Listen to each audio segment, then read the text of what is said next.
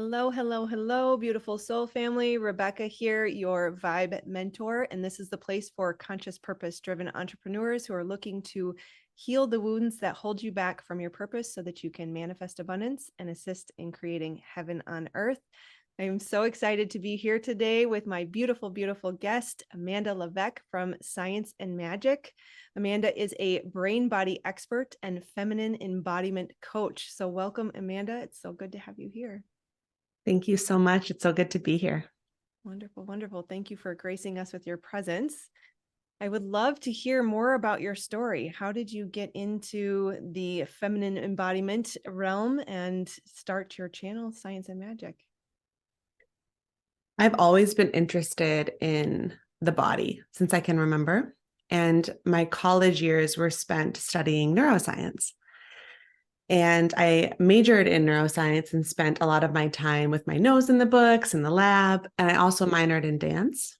So I would, at the same time, spend time in the library, learning about the brain, the nervous system. And then I would go into the dance studio and put what I learned into my body, into practice, into feeling. I didn't know what I was doing at the time. I liked dance and I liked neuroscience. And people would often kind of chuckle like, oh, funny, you're dance and neuroscience, what? So I let it flow and not cognitively knowing that the education I was receiving would be very applicable to my career later in life. And, from there, I went to bodywork school as well. I studied rolfing, which is a form of hands-on bodywork with connective tissue. And that was, looking back again, just curious about the body. And I decided that graduate school for neuroscience wasn't for me because as much as I loved learning about science, the act of research doesn't fit my personality, kind of being the scientific method. I have a deep respect for it, but it takes a long time. And the study of it feels really slow, which is understandable because there's so many variables you have to control and all of these things. So I was like, well, let me learn about the nervous system with my hands. And in the fascia and the connective tissue lives the nervous system, and how we show up as practitioners in our bodies and our nervous system influences that of our clients. So I spent a couple of years in rolfing school and worked with a mentor as well during that time, and also realized that full-time body work was not for me. What I realized is that my clients, the change that they would see was not necessarily from my hands-on manipulation of their fascia or their tissue, but it had a lot to do with their belief in change, their belief in me as a practitioner, their belief in themselves, and how they could take the work home and integrate it. Like that saw more change than just me applying this manual force. And I started to come back to my love of neuroscience and the brain and beliefs. And it all kind of started meshing together into this coaching offering of helping people to understand their nervous system. So I call it kind of applied neuroscience, where we can understand the different branches of the nervous system, yes, with our cognitive minds, but how do we apply that into everyday life? And what does that look like to be in our own nervous system? I have a little bit of craniosacral training as well. And my teacher would always say, when we're looking at the spine, trying to find so hard with our brains where the spine is. And she would say, you made your spine, you built your spine, it's within you. So I help my clients understand that these things that we hear about and listen to is not just a diagram on a piece of paper or video, it's within them. And then apply that learning into everyday life. And I have a program called Work Deliciously, which is about not just working to achieve a result, but working and enjoying the process of working and being in the body, and thus avoiding chronic burnout. So I work with a lot of workaholics. And I started to learn about feminine energy. This is the next piece of it. And feminine energy lives in the body. Masculine energy is in the head. Masculine energy is in the brain. Feminine energy is like below the head into the body. And it's less of a pushing energy and more of a leaned back, allowing, receiving, flowing energy. And without realizing it or naming it, that's exactly what I was helping my clients embody. So I'm stepping kind of into that more, using the verbiage feminine energy when that's something I have been doing all along, and adding more deliciousness and beauty and yumminess into the work that I offer as well, which is so needed for high achievers, society, workaholics. And that's kind of my nonlinear journey. Yeah, beautiful. I'm so curious about the nervous system and how I did not know the nervous system lives in the fascia tissue. And what's really fascinating is fascia came to my awareness a few weeks ago, maybe 2 months ago now, when I heard that fascia does not show up on an X-ray or an MRI or other scanning devices. And so that to me says that it's there's something really special there, right? There's something unseen. And then you think about how cellular memory is housed in the body. And yet, what you said really struck me, that a physical pressure applied to the body is not enough, right? Mm-mm.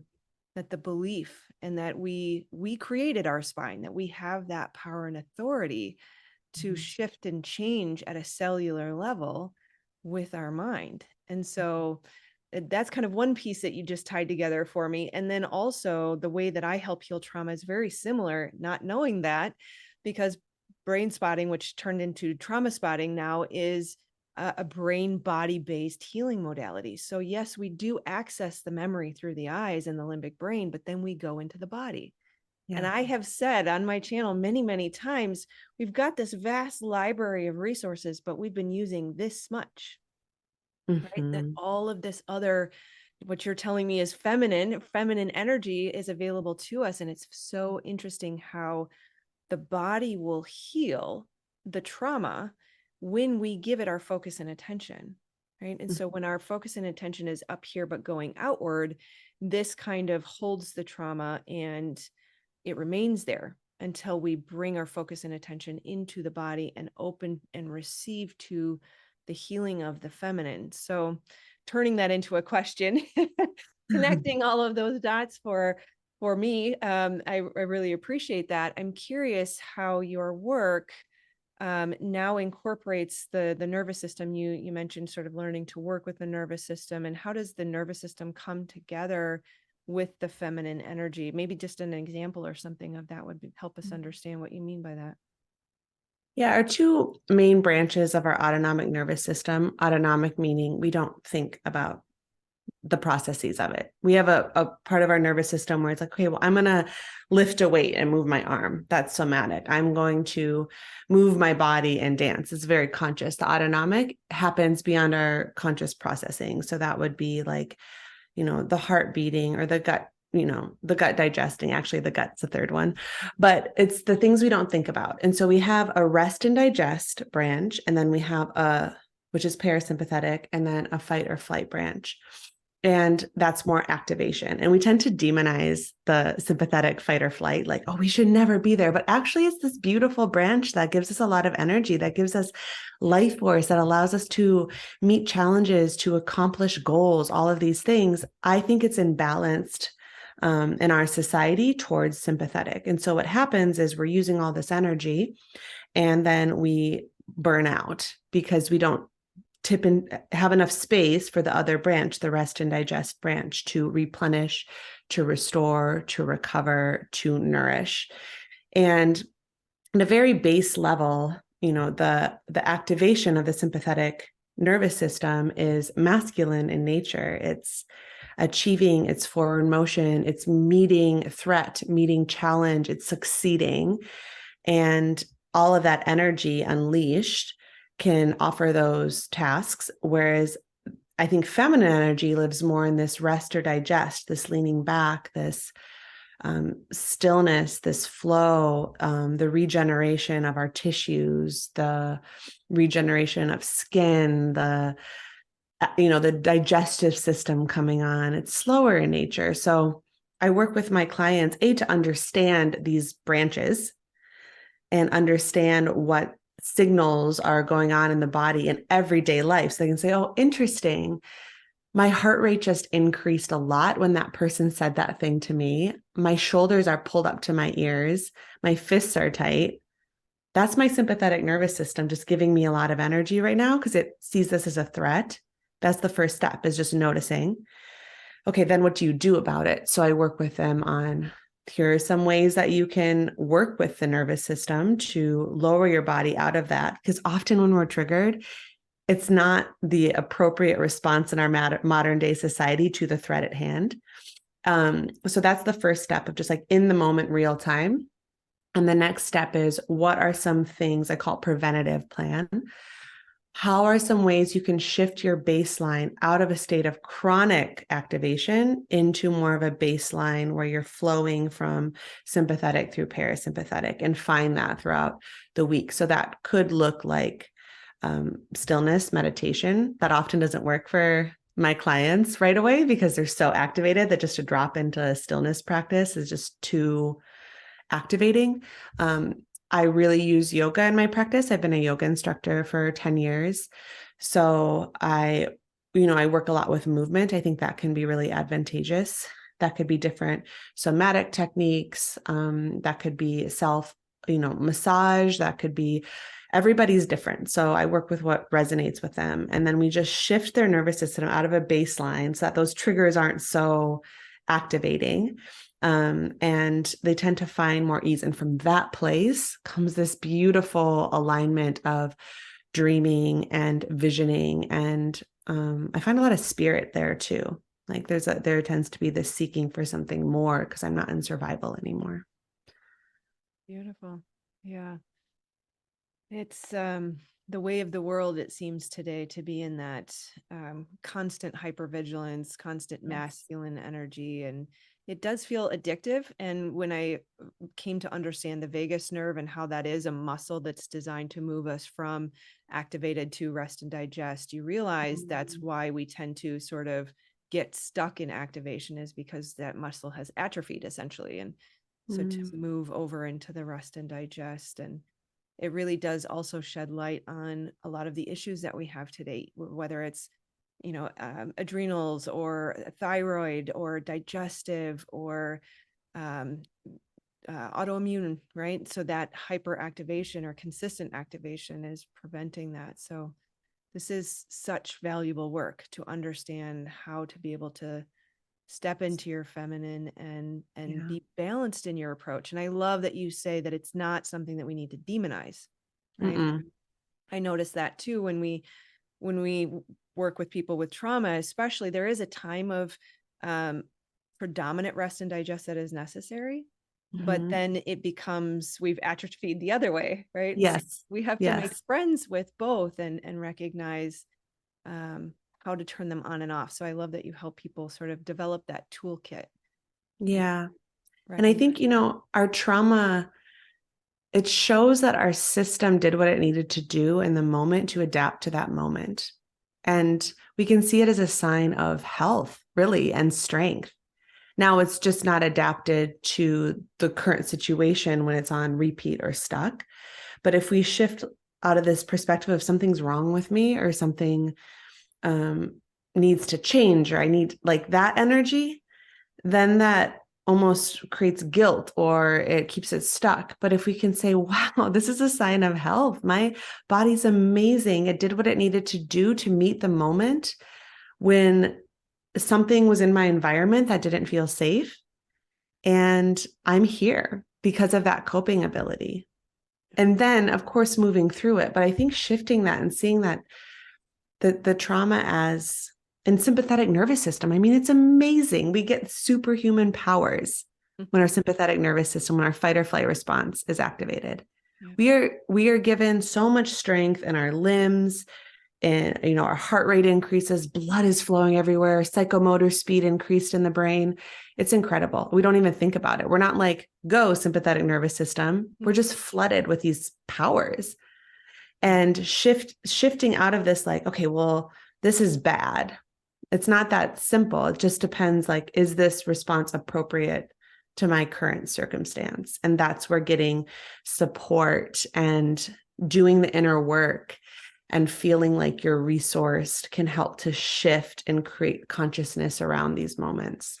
Yeah, absolutely. Resource is such an important word, and how we demonize it. We act unresourcefully, inadvertently, Yeah. right? And in my work and this on this channel, most of the viewers here will relate to the hypervigilance coming from a running from something, right? Rather, we were running from an unhealthy childhood or a toxic partner, or just the conditioning and programming that told us we weren't enough. There's a interlinking that happens early on where we are running from the thing we fear, and we latched onto hypervigilance as the way to escape that thing we're trying to get away from. Even perfectionism, right? Where we see there's something wrong with us and we're trying to perfect ourselves or perfect the problem, fix something, right? It's directly connected to what you're saying about demonizing, right? That there's a problem, there's something that's bad, wrong, or broken that we're trying to get away from or fix. And we need to sort of decouple those, right? That activated nervous system state doesn't mean that there's a problem. We can be superhuman for a little bit, and also it can still be okay, right? Yes. Yeah, Both of those things. absolutely. Yeah. And there was something else you said too that I think that is important. And I'd like to hear more about how you recommend the resourcing, right? When they're in that state, we're not thinking clearly because our prefrontal cortex is hijacked, right? I know a little bit of neuroscience. I can't say I studied Yeah. personally, very interested, so lots of Googling. But I'm also a scholar, so understand the studies and the research. But curious for thoughts around when we do sort of go offline, how do you teach people to come back to the baseline and resource? You want to find something in your body and or your environment that feels good or neutral. And this is something to establish when you're not triggered. So even thinking right now, what's a place in my body that feels good to be in? And if there's no access to that, what's a place that just feels neutral? We often are mostly aware of the places that feel uncomfortable or painful. That makes sense. Those take our attention. So just thinking now, okay, so my, maybe it's my hands feel just neutral. So when you become activated, rather than just noticing the rapid beating of the heart or the tightness of the chest, which could feel really anxiety producing, you might hold the attention of your hands, of that good or neutral space at the same time, and let that be an anchor point for you. It could be feet on the ground, some place where you can shift attention so it's not being absorbed fully into the space of activation in the body. Same thing with the environment. Just take some time when you're not in a state of activation and think of things in your environment that feel cozy. I call them yums. And again, this was before I was doing this work around, I don't know, it all kind of meshed together, but I call them yums. My website, it says live deliciously. They're just things that feel good. So this could be covering with a blanket, like your favorite cozy blanket. Things in the environment that are pleasing. Like I love plants, I love flowers. This could be a space that you feel really nourished in. It could be, next to a river that's in your neighborhood, or it could be at your favorite coffee shop. Places that make you feel good. And if not good, reaching for that neutral point. And if you're feeling activated, the first thing is finding that space in the body, because I think that, body first, and then shifting your environment if you can in that moment. You can't always. So going to that coffee shop, ordering your favorite drink, sitting down and, journaling or just being and letting yourself feel held. And what can also be extremely helpful is finding a safe nervous system to be around, a safe person. Mm-hmm. That could look like a therapist. That could look like a loved one. And it's someone who doesn't need to fix you in your state. So if someone tends to get activated when you're activated, like, oh my gosh, I need to help, like darting eyes, like, are you okay? Let me give you this. But someone who can just sit with you and to hold a state of baseline in their own body and witness you and your activation without getting triggered themselves. Yeah. And that's where, hiring a coach or a therapist or somatic experience practitioner, body worker, that's one of the biggest skill sets that I learned in my studies of Rolfing and my mentorship with a somatic experience practitioner. Now, I'm not a trained in that, but I learned a lot of how to just be calm in my nervous system when my clients become triggered. And just that alone, because we're designed to sense each other, just that alone can really shift things because we're always sniffing each other out, And if I can consciously hold a safe space in my body, then the person can be in their activated state and it doesn't amplify, if that makes sense. Absolutely. It's entrainment, right? So just like the clocks on a wall will eventually swing together, we have a tendency to Yeah. swing to each other. And there's something really profound and powerful about a compassionate witness. Yeah. And it's amazing that just being there and holding that space for someone is profoundly healing. To be seen and to be validated, right? For someone to say, I understand, and that's completely reasonable. Yeah. It does more than we can ever put a value to, or assign a value to. So Yeah. beautiful. So understanding that we do need to work on healing trauma initially before we start to pressure ourselves to be in our feminine energy. Like you said, work with a somatic healing worker, body worker or practitioner. Mm-hmm. Once they've done that initial healing work, what top tips would you offer to help someone move from predominantly masculine energy, especially for someone who may not realize what it is that makes them happy? Oftentimes, if we've lived in hypervigilance, people pleasing, overgiving, perfectionism, we have a tendency to forget who we are and what we need.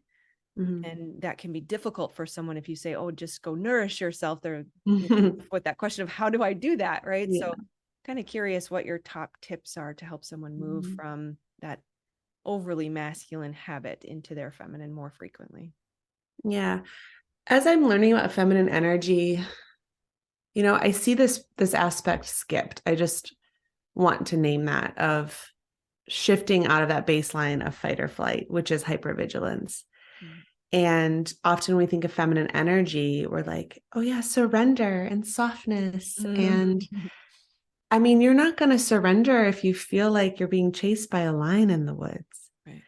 So this piece is really missed and is the most important aspect. It's step one. So I love that you're acknowledging that. And I say in, the videos that I share on my channel, nervous system safety is step one to feminine energy and accessing it. And so I like that we started there. And then once you find the support you need, and this is, I mean, it's never completely done, right? We're unraveling beautiful gift packages to the world. So it's not like, okay, all my trauma is healed, Complete. but I'm in more of a state of baseline. And I feel generally safe on a day-to-day basis. Then it's about establishing a relationship with your body, which is also, they kind of flood into each other, right? Because as you're healing your trauma, you're also doing that. But once you can start to reside in your body, and by body, I mean senses too. So touch, taste, sound, sight. Oh, this feels good. This doesn't. I love this stretch. Okay, that one doesn't resonate so much with me. Oh, I'm really present with this cup of tea. I really like hibiscus tea. Like that, for some reason, it awakens me. Or I love stepping out into the morning sunlight and feeling the sun on my cheekbones. And you start to just gravitate, if we can reside in the body and let our senses guide us. This is, even as I'm talking, I'm feeling more feminine. It's deeply sensual to be in our senses, sensual senses. And you let the body lead. So this is not a thought-based protocol where it's like, let me list the things that make me feel good. They unravel on a moment-to-moment basis through presence, and you're able to access presence by shifting out of the state of fight or flight because you're able to feel safe in the moment. And then you reside in your senses. Oh, that song. Oh my gosh. I feel encapsulated by that song. And you start to collect these lists of things that make you feel delicious and yummy and build a relationship with your body. So for some people, that's a morning run in the brisk air before the sun rises. For some people, that's a yoga class in the middle of the day at their favorite studio. For some people, that's dancing. I love going out dancing. For me, I just feel so in my body. I feel so feminine when I dance, and make it a priority, because the more you listen to your body, the more that it's going to let you lead. And then the next step, so that was tip one, is like building that relationship with your body. Again, lifelong thing. It's not like check, done. It's not a cognitive, it's an unraveling, it's a nonlinear process.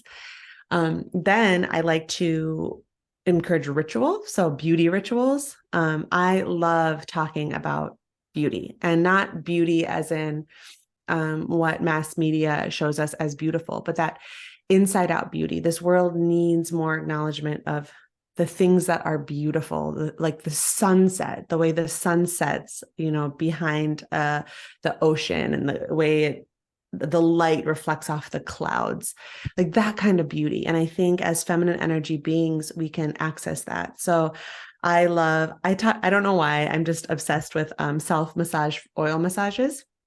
And I love doing this at least every other day, but I put sesame oil all over my body, and just feel my skin really. And that oil, I feel like, kind of coats my nervous system, calms me down. And then I take a hot shower and wash the excess oil off. And I do this before bed. So this is a beauty ritual for me. It's something that's good for my body, but it makes my skin glow. And another one would be, I love gua sha, which is moving kind of the lymph and the tissues with stones. And I do that, as sculpting my face, but it's good for my body. So I'm connecting to my body.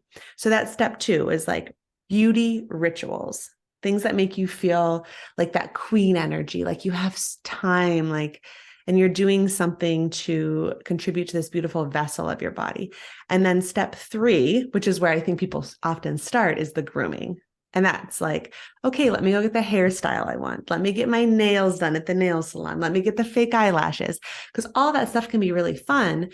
But if you're dressing up a nervous system that's tense and activated, and the jaw's clenched and the shoulders are up, it's not really feminine energy. It's a groomed body, right? But it's not, when we're talking about feminine energy, the energy comes from the nervous system work, the body connection, the rituals. And then this part's so fun for many feminine energy beings, of that dressing it up. Wear the lipstick color you like, go get the gorgeous outfit, because then you can adorn this vessel that you're in. So those are the three steps that I kind of like to work with feminine energy. Beautiful.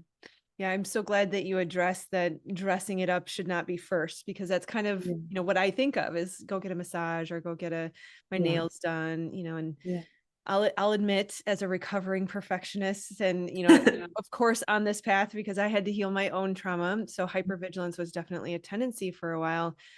It was difficult, right, to find what nourishes me, and because it is so specific to the person, it does take that time of listening to yourself, right? That the sunset may not do something for one person that does something amazing for the other, or the way I hear a song is going to be different than the way another person hears a song. So I guess one last question for you, because I'm sort of leading down that path already.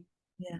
It can be difficult in this world for those of us who are entrepreneurs or building a business, who have that tendency already to be in the masculine, to be hypervigilant. When you sit down at the desk and you've worked 2 or 3 hours and you notice you're very in your head, and you get that sense of, I think I've crossed the threshold here, probably should take some downtime.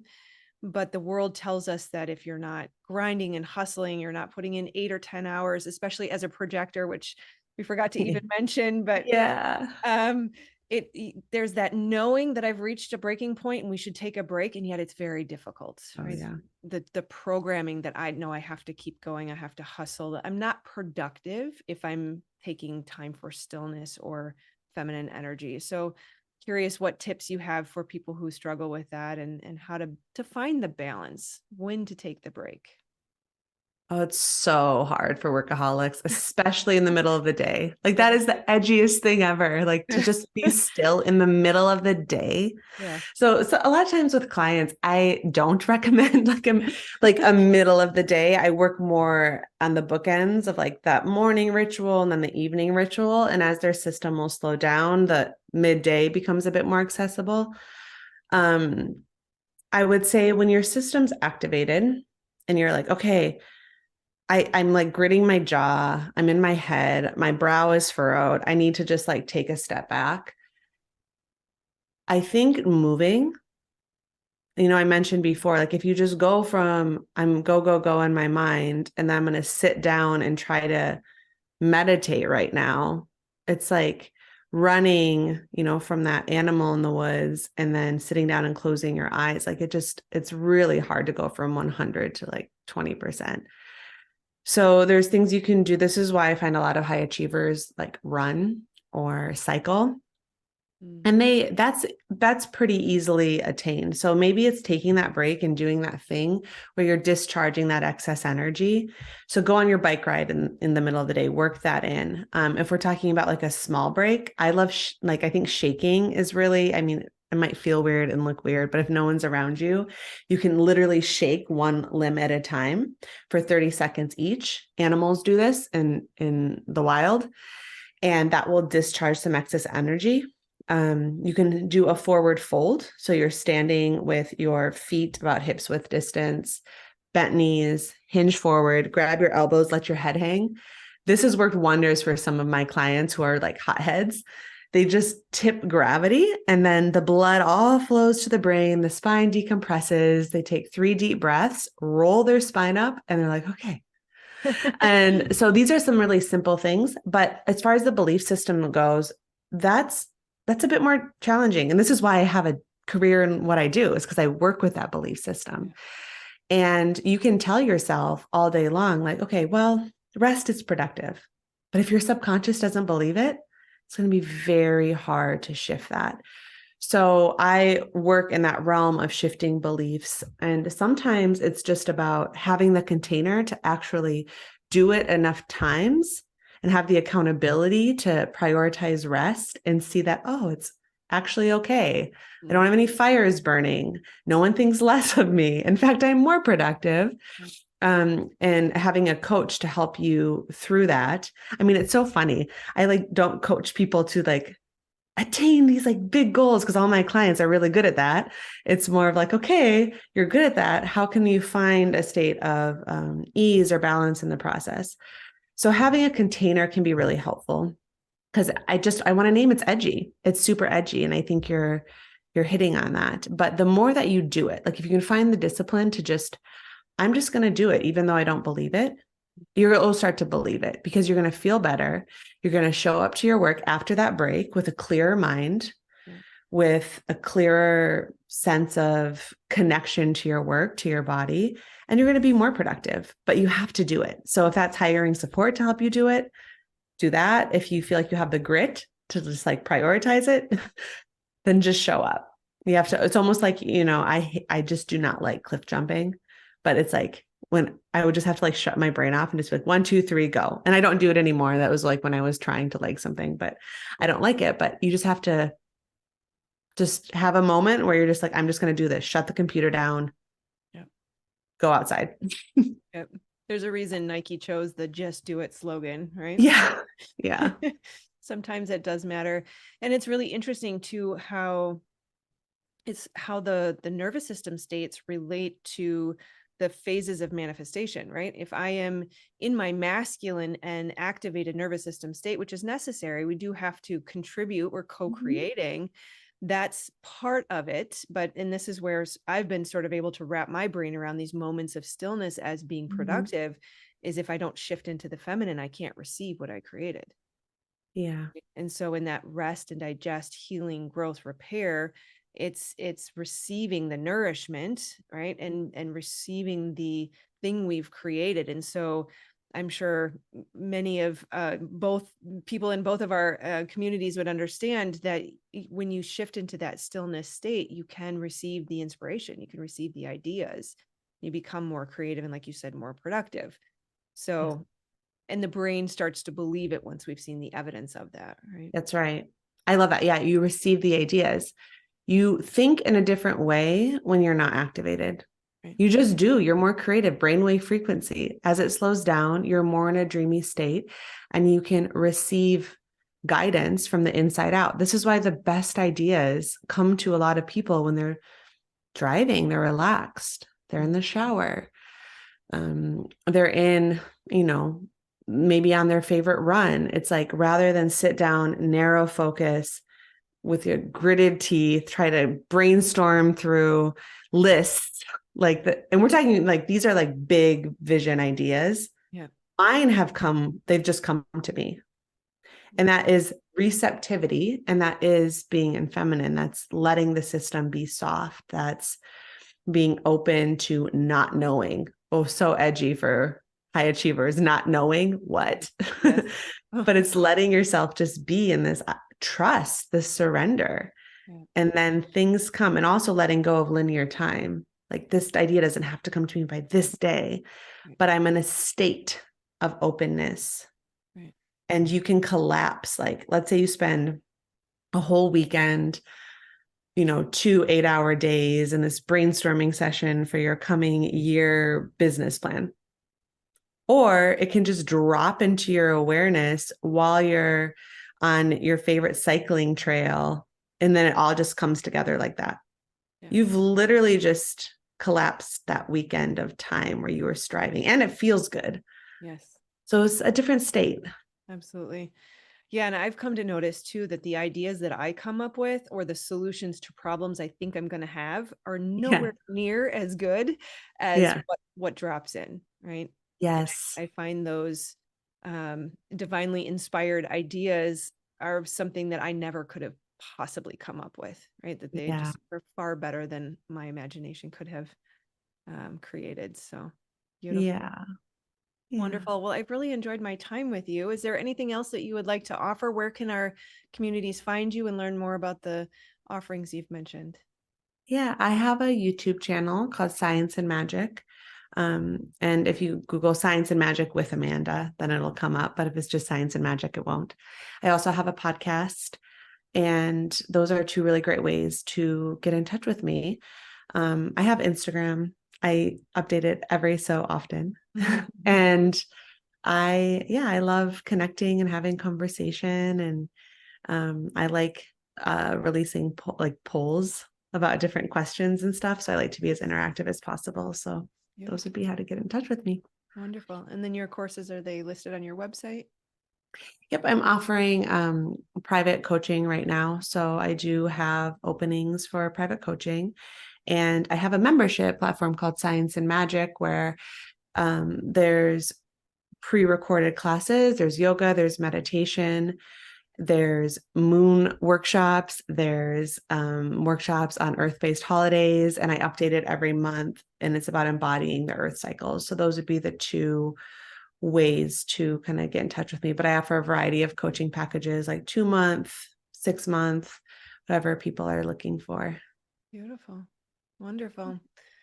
Well, thank you so much for gracing us with your presence. It's such an honor and a privilege to have you here. So I would look forward to speaking to you again in the future, and good luck with your future growth of your family. So Thank you so much. Yeah, that's another side note is yes. I'm 35 weeks pregnant at the time of this recording. So I'm literally growing life in my body, and it's so exciting. So this conversation is really special too, because it's capturing this moment. Absolutely. And still glowing in the height of feminine energy. So Yeah. Yeah. beautiful. Wonderful. Well, thank you so much, and we'll talk soon. Thank you so much. All right. Take care.